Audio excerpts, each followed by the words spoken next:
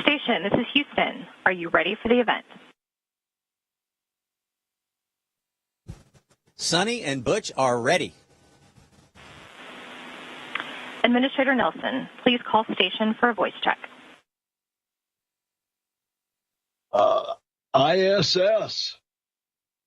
This is NASA.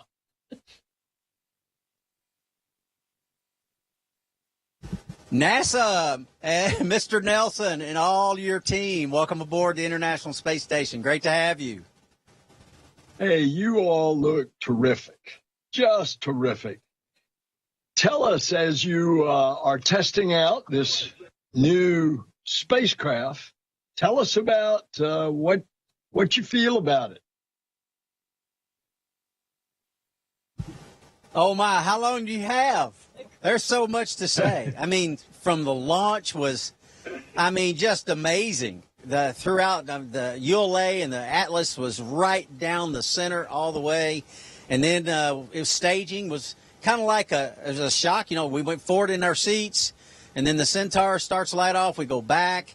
And the Centaur has this unique kind of, nobody knew this because nobody's ever ridden one before. But it's kind of got a half a hertz of a pulse. It's, every 2 seconds it's boom, boom.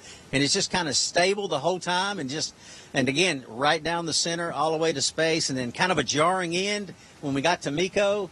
And then, of course, we finally separate from the launch vehicle and often run into OI burn. And then from there, it was just one extraordinary event after the other. And first time for both of us to be back in space for quite some time. It was just great. Over to you.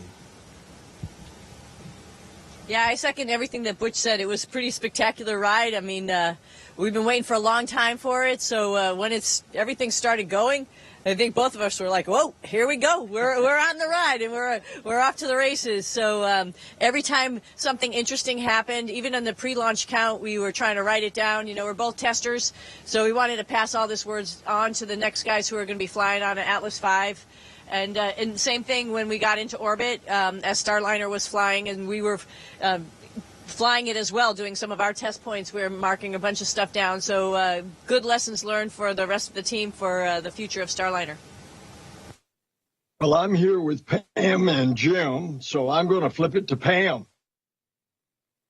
Butch and Suni, man, it is so great to see you back in space on ISS.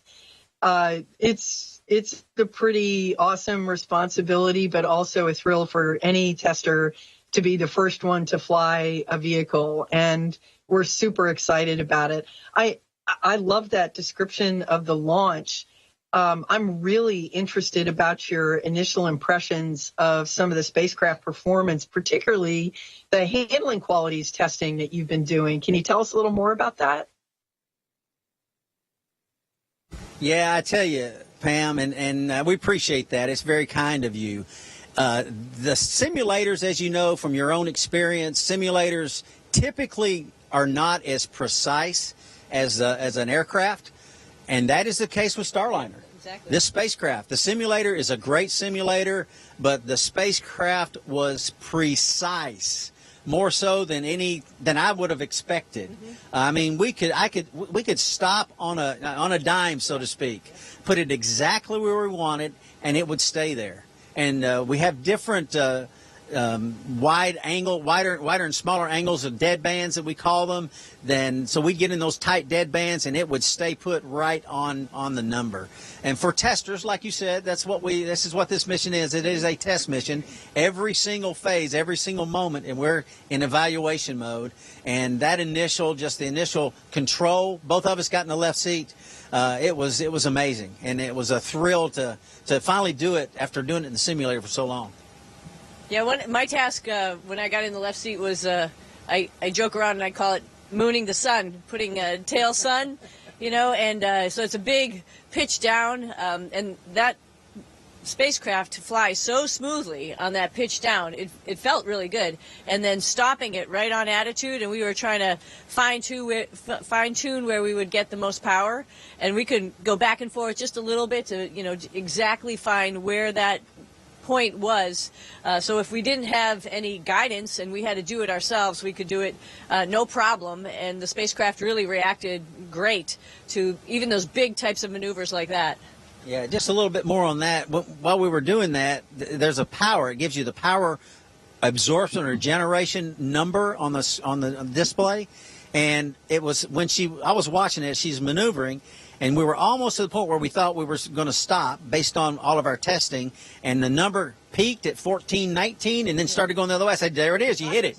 And we went in because we don't have our displays up, our attitude displays. So we pull up the attitude display. Sure enough, we're just barely past it. So even that piece of data on a display that has nothing to do with flight, just showing your power generation, was precise, right on. Pretty amazing. So are the guys on Dragon, are they going to be lusting, wishing they were on Starliner? Hey, all those Dragon guys would want to fly Starliner. Trust me, if they're test pilots, this is where they want to be. It's good stuff. Yeah, that's what I was going to say. You know, it's really actually pretty. That's what I was going to say. Go ahead. Pam, I was just going to say it's really pretty unique when you think about it. Here we are, Matt Dominic gave us a quick little tour up into Dragon. Oleg Konienko gave us a quick little tour in Soyuz. And then here on the front of the space station is Starliner. And when you stop and think about it for a second, Cygnus is on the space station too. It's pretty spectacular, all the different spacecraft that are here. And it's fun to sit around the dinner table and talk about how the 3 different spacecraft that we're flying are controlled, as well as, I forgot to mention Progress, which you can fly from the space station as well.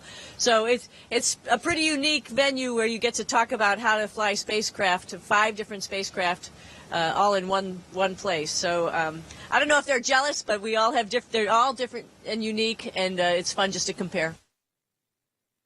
Yeah, that's I think a unique thing every she just mentioned. tester in the world is jealous of you right now. Is jealous of you. Oh my! Well, we feel very, very fortunate. There's no doubt. Very, very blessed. But I was just going to say, I don't remember if there's ever been a time where 3 human-rated spacecraft have been attached to the International Space Station. Yeah. I don't know if that's ever happened before this mission. Human-rated with humans on board, put it like that.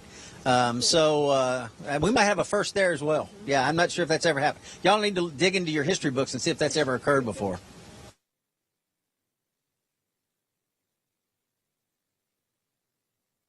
Jim, over to you. So, Suni and Butch, it's great to see you both. And on behalf of the NASA and Boeing team, I just want to thank you for everything that you've done for this test flight, everything you've done to give us this second method to get to ISS.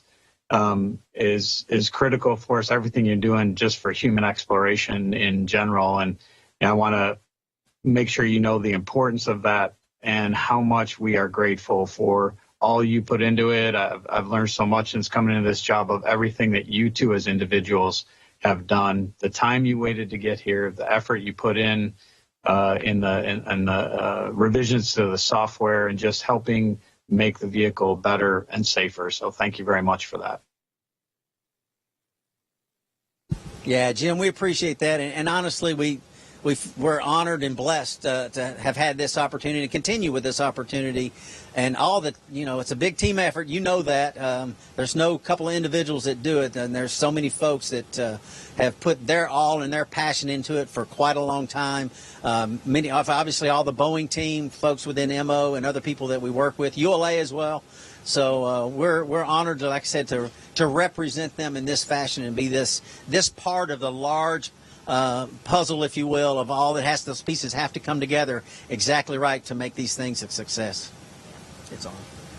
Yeah, it took a little while to get across the finish line, but we, like Butch said, there's a huge family of people, in our teams that got us here. We're just the tip of the sphere. So we have to say thank you to all of the folks who worked really hard on both NASA and Boeing team, ULA team, and put up with a lot for many, many years, a lot of questions from us, and I think we all are better for it. Want to also shout out to our families, not only ours, but all those people who've been working, Mission Control, Boeing at the Bayer Boulevard building, and the C3PF. Their families have been along for the ride as well, hoping at one point in time the spacecraft would fly. And I think the day we launched, a lot of people were relieved and excited and just psyched to see that rocket take off. So I know they've got a target for y'all to come home, but do you want us to try to delay it a while so you can have some more time?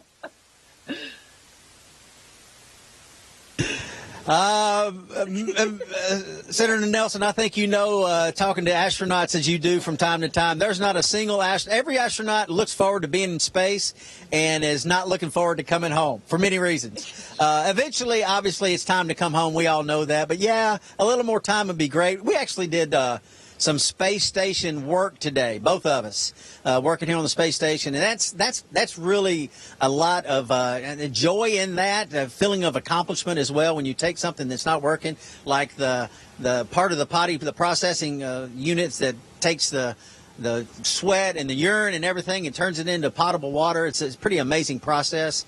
And to bring a part up for that and rectify some, things break, and that one needed replacing. So it's just a great feeling of accomplishment all the way around in many respects. Yeah, it was fun working with the team today from Cleveland. And, there's people from all over the world who have experiments and just doing studies up here. So it's really rewarding when you can actually participate in that and be part of this research station that we're on right now. So both of us, today was our first day where we stayed out of Starliner and got to do a little ISS research, and that was really fun and rewarding, and makes us part of the team. And we've got a great team here. We don't really want to leave because we like these guys, and we want to see them go out the door and do a couple spacewalks and help out any way we can. So you guys have made us proud. You, along with the team, have done exactly what NASA tries to do. We launch when it's ready. We'll bring you home when it's ready. Thank you for your service to our country. And now, after this and the continuation of the ISS, all the science you're going to produce, indeed, planet Earth is going to be the beneficiary. Thank you, guys. We're going to turn it over to Vanessa Wyche to ask you some questions, too. Hi, Butch and Suni. How are you guys? Vanessa, we are doing well. Doing Thank great. you. It's great to have you on board the space station as well. Absolutely. And just as was said by our other NASA leadership, I also want to congratulate you and tell you just how much pride everyone on the ground feels. You guys represent the best of what human spaceflight is about. One of the things that I've been getting questions about is people have been saying, hey, they've trained for this mission and they are seasoned astronauts. Have they learned, or are they experiencing anything new? They want to know if you're feeling or seeing or experiencing anything new on this particular mission. I think that the way I would respond to that is that we have not experienced very much that was not new. Everything is new. Everything we're doing. I mean, from the spacesuits and putting them on and doing that process and launching and OI burns and circularizing our orbit and all the little burns that get us up to the space station. I mean, every single thing. I mean, we're putting our spacesuits on in the spacecraft yesterday, getting ready for the return, how we will do that, and developing those techniques and processes. So, yeah, everything we've done is brand new. It's been great. Yeah, and Vanessa, I would add also the space station, even though it's really familiar, it's like our home away from home, and you know where to go and all that kind of stuff. There's been so many improvements over the last number of years. We don't have to get into how many, but the number of years since Butch and I have been here, it's incredible. It's flying around usually with an iPad on your leg that has your task all, instead of going to a specific computer. Just, a quick example like that. the way things are organized. There's new food. Everything is new here. So it's always something new to explore and understand. And it's just fun. Actually, that's what makes it fun. It's not boring. Great. That's awesome.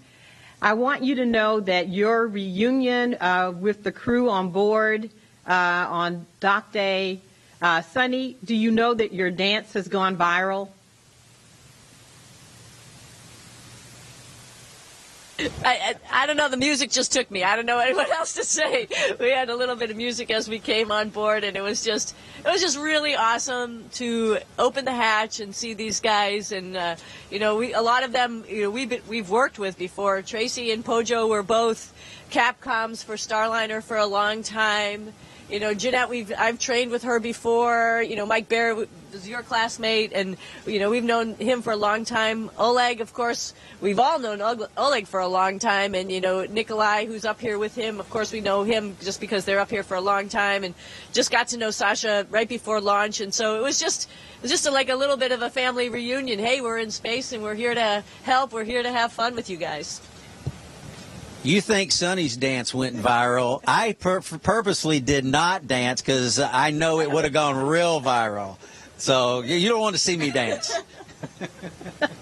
Well, again, on behalf of everyone here on the ground from all across NASA, Boeing, ULA, the human spaceflight community, everyone says just a big congratulations. We'll continue to follow and track all of the things that you're doing. And as was said, we understand we're going to take time and make sure that things are ready for your return.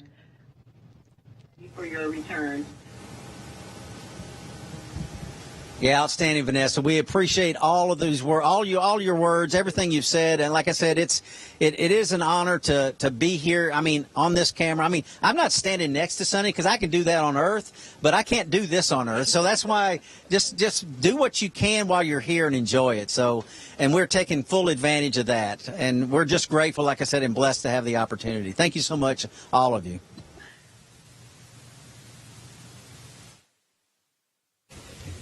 Station, this is Houston ACR. That concludes the event. Thank you. Thank you to all participants. Station, we are now resuming operational audio communications.